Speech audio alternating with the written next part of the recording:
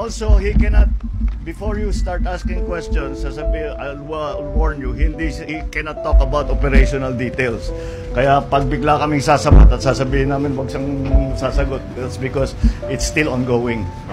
But he can tell you what happened.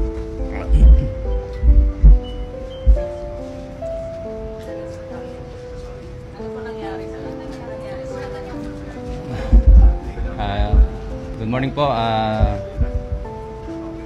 Pakilala ka.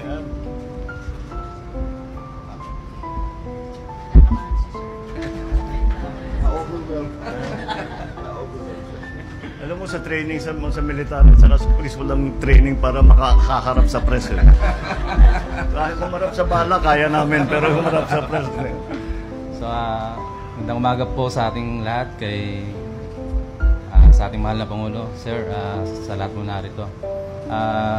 Sa ngayon po, hindi pa po kami makakapagbigay ng eksaktong detalye ng pangyayari kung paano namin nasabat itong ganitong kalaking halaga kasi umuusad pa rin po yung aming investigasyon. Ano po, ayaw po namin makompromiso yung mangyayaring hanggat may sampa po namin yung kaso laban po dun sa tao.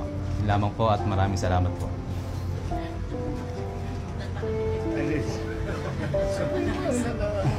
Na-intercept niyo sa roadblock, tama. So, meron po kaming regular na checkpoint na sinasagawa po dito sa bayan na Latagtag.